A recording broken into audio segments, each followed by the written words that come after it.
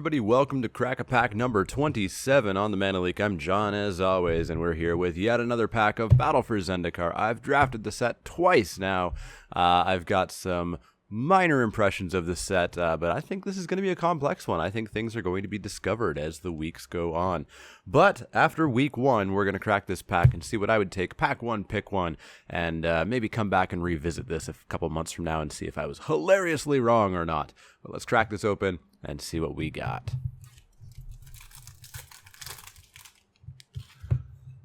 Up first, we've got Calastria Nightwatch. 4 and a black for a vampire warrior ally. It's a 4/5, and whenever you gain life, it gets flying. The black-white life gain deck does seem to be sort of a thing, but I worry about how consistently you can draft it. Those who I've seen who could draft it, who did get all the parts, did pretty darn well. But a lot of the parts are at uncommon or even rare, and that's going to cause a bit of a problem for this being a deck that you can actually reliably draft. This is not a card that you take to go into that. This is a card that you take after you are already solidly in that. So we're not going to first pick it, and we're not going to highly pick it, really, ever. Next up, we've got Swell of Growth. This is a 1 and a green instant. Target creature gets +2/+2 until end of turn. You may put a land card from your hand onto the battlefield. It's a really cool, very rare effect to be able to put a land from your hand onto the battlefield for free that doesn't count as your play. Even rarer to do it at instant speed. It's a really good effect. I haven't often been able to play this for full value, however. A lot of the times that I want to use a +2/+2 combat trick, I've already played all my lands out. I'm kind of done with playing lands out. If it works out, and I have had it work out a couple of times, it does ramp you, it may trigger landfall. It's a really cool combat trick. It's not going to be first pickable, but it is a relatively high pick for me in green still. I really like this combat trick. It's really versatile. Next up, we've got Fortified Rampart. This is 1 and a white for a creature wall. It's an 0/6 with Defender. That's it. If you need this, you can get it. But you only need this if you are a very control-y late game deck, which is a dangerous thing to be in this format. This is not Rise of the Eldrazi.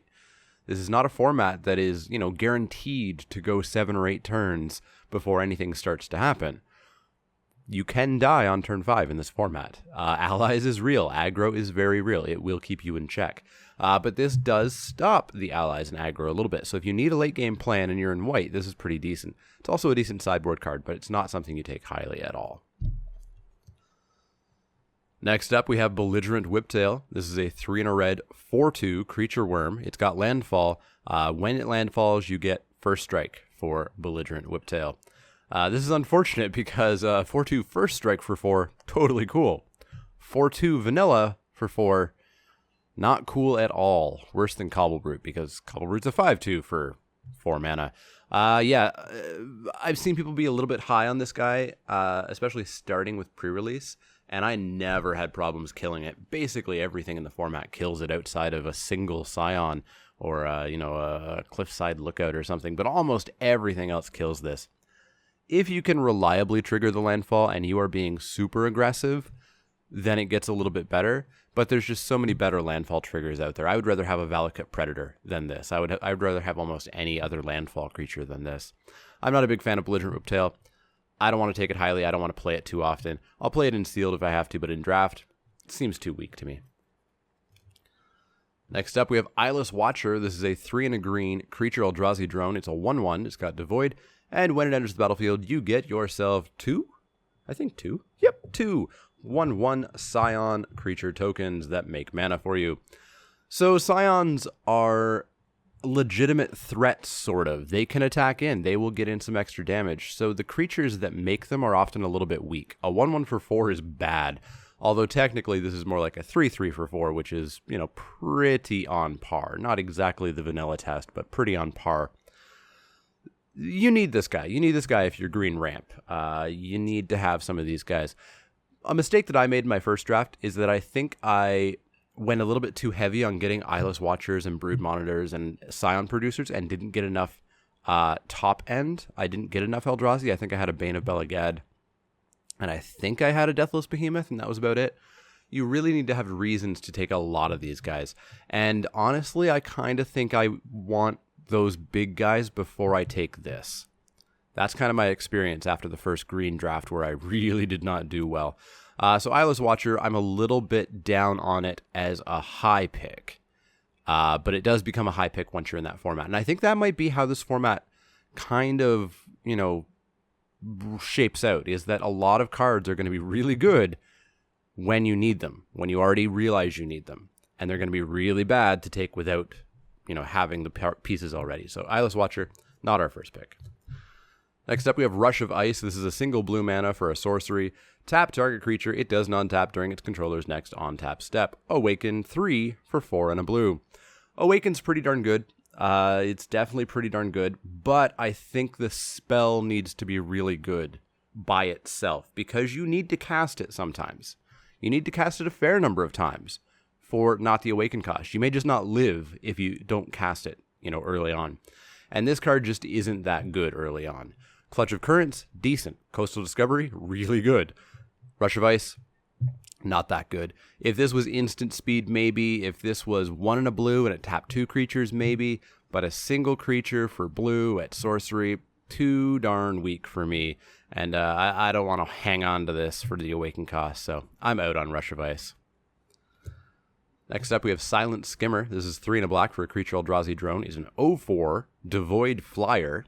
But when it attacks, your opponent loses 2 life. So it's kind of a 2/4, except it doesn't kill creatures. But even if it's blocked, which it often will be once your opponent gets a flyer, it still does 2 damage to your opponent. And a lot of the flyers in the set don't kill this. So they can block, which would make, no sense because maybe you're holding back a combat trick and you will end up killing them. So why would they block an 0/4 flyer? And it's going to get in for 2 even if it is blocked. It's a good card. I really like this guy. I've seen him used to pretty good effect. I haven't had a chance to use it yet, and I really, really, really want to. I love the design of this card. It's really Eldrazi feeling. It's one of those cards where it feels weird. It feels out of this world or out of the Zendikar world. I'm pretty high on this. I really want to try it out, and I've seen it used to good effect. And I think flyers are a pretty decent archetype in this set. Unfortunately, black's not really where they belong. You generally want to be blue-white flyers, but I'm keeping an eye on Silent Skimmer. I really kind of like it. Next up, we have Mortuary Meyer. Mortuary Meyer is a land. It enters the battlefield tapped. It makes a black mana, and when it enters the battlefield, you may put target creature card from your graveyard on top of your library. This is way too slow. Way too slow for me. I don't want to put a creature card on top of my library. Thankfully, it's a May ability, so you don't have to. So, if it's turn 7 and you have 2 2/2s in your library, you're probably not going to put one on top of your library. You don't want to turn off a draw step to get a 2/2 on turn 7. So thankfully, it is a May ability. But at that point, I'm playing a tap swamp. I'm playing a swamp that enters the battlefield tapped. So ultimately, I'm not super sold on Mortuary Meyer being all that good. I'm going to have to play with it, I think, myself to really figure it out. But it just feels too slow for me in almost all cases. And the downside of it coming in tapped is pretty darn real. So I'm out on Mortuary Meyer. Some of these tapped single mana lands I'm not as out on, but Mortuary Meyer I'm just not super sold on. Next up, we have Natural Connection. Natural Connection is 2 and a green for an instant. Search your library for a basic land card, reveal it, put it into your hand, shuffle your library. This is Rampant Growth at instant speed for 1 extra mana, and I really, really, really like it. I've seen this used to good effect. I've used this to good effect.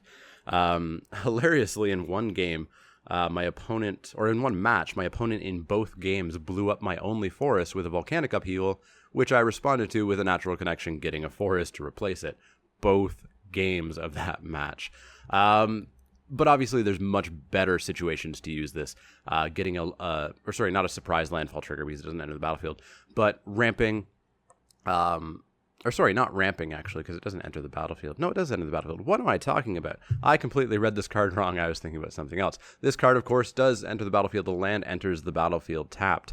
You do get your surprise landfall triggers on your opponent's turn, which is relatively rare, but if any color is going to do that, it's going to be green. It helps you ramp. It helps you fix your colors. If you're playing 3 colors, which I don't recommend. I really don't. But if you're splashing, perhaps it really helps you fix your mana. I really like Natural Connection. I think it goes in basically every green deck, and especially in the ramp decks, and especially in the maybe greedy mana-based deck. So I really like Natural Connection. I would never want to first pick it. I hope this pack gets better, but yeah, Natural Connection. Now that I've read it properly. Tightening Coils is next. 1 and a blue for an enchantment aura. Enchant creature. Enchanted creature gets -6/-0 and loses flying. This is good old blue removal-ish, kind of a little bit, that leaves a blocker. Totally fine. Don't really want to first pick this, but I will still relatively highly pick this in blue. It really does get rid of a lot of the stuff in the format. A lot of the stuff. Not only that, if you're in blue, you probably have a Cloud Manta or a Wind Rider Patrol or maybe even a Mist Lurker. You have things with flying, and it can turn off the flying that's on the other side of the battlefield to help you continue getting in for damage. That has definitely been relevant for me. I really like Tightening Coils. I would first pick it if this pack doesn't get any stronger. But boy, do I hope this pack gets stronger. Nope, not yet. Next up, we have Scythe Leopard. This is a single green mana for a creature cat at uncommon. It's a 1/1, and when you landfall, it gets +1/+1 until end of turn. I think this card is garbage. I do not like this card. This card is good exactly on turn 1.